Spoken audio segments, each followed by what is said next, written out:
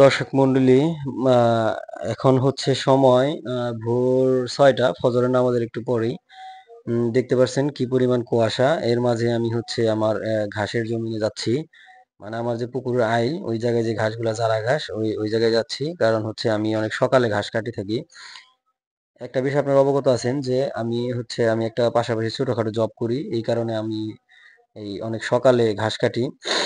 আপনারা বলতে পারেন যে ঘাসে তো এখন শিশির পেঁচা বা কুয়াশা বেঁধে এগুলো খাইলে তো গরুর পাতলা পায়খানা বদ হজম হবে, হয় মাঝে মাঝে মাসাল্লাহ। তারপরও হচ্ছে আমি কাটতে হয়। কারণ হচ্ছে ঘাসটা একটু রৌদ্র উজ্জ্বল হলে ঘাসটা কাটা উত্তম, কিন্তু আমি হচ্ছে সময় সাক্ষেপ, আর জানেন আমার খামারের আমি ছাড়া বা ভিডিও করার মতো কেউ নাই। এই কারণে আমি একা একাই এগুলো করতে হয়, ঘাস কাটতে হয়। এই যে এখন যে গাছগুলো দেখতে পাচ্ছেন, এগুলো হচ্ছে আজ থেকে আর 5 দিন আগে কাটছি। যারা গাছে কি পরিমাণ ফলন, শীতের মধ্যে মাসাল্লাহ অনেক ভালো হয়েছে। এখন আস্তে আস্তে গরমের দিন আসতেছে, দেখবেন আরো ভালো ফলন হবে এই গাছ।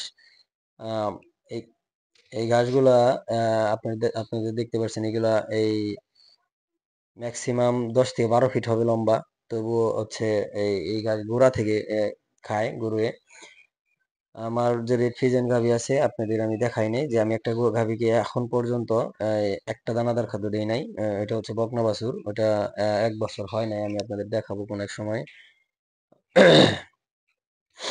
কারণ হচ্ছে এই ঘাসের কোনো বিকল্প নাই। এই ঘাসগুলা আর বয়স হচ্ছে আজকে 41 দিন। মাশাল্লাহ, এই ঘাসগুলা অনেক নরম, আপনারা দেখতে পাচ্ছেন। এতটাই নরম যেটা হেলে পড়ছে। ঘাস কাটতে মাশাল্লাহ আমার ভালোই লাগে এই কাজগুলা করতে। আহ, এই শখের বিষয় করি। শখ না থাকলে আসলে খামার করা সম্ভব হয় না। আর আমার ভিডিও করার মতো কেউ নাই, তো একা ভিডিও করতে হয়। এই কারণে ভিডিও কোয়ালিটি এত ভালো হয় না। আর আমি অনেক কম দামি একটা ফোন দিয়ে আমি এই ভিডিও গুলা করি। আপনারা কিছু মনে করবেন না। দেখেন আমি যে গাছগুলা কাটি, এখন আপনাদের যারা গাছগুলা কেটে দেখাই, যারা গাছগুলা কেমন হয়। আর আমি একটা জিনিস কি, আমি হচ্ছে একটু পরিপাটি ভাবে এই গাছগুলা কাটি। আমি ওই গ্রামের যে সাধারণ কৃষক এদের মতো আমি হচ্ছে এই গাছগুলা কাটি না।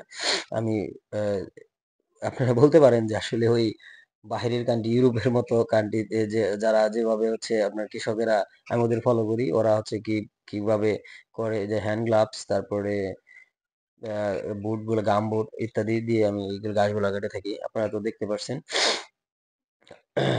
আমি যে যারা ঘাসগুলা কাটতেছি, এই ঘাসগুলা আহ হচ্ছে 30 থেকে 35 দিনের ভিতরে কাটলে এই যে প্রোটিন ভালো পাওয়া যায়, ক্যালসিয়াম ভালো পাওয়া যায় এই ঘাসে।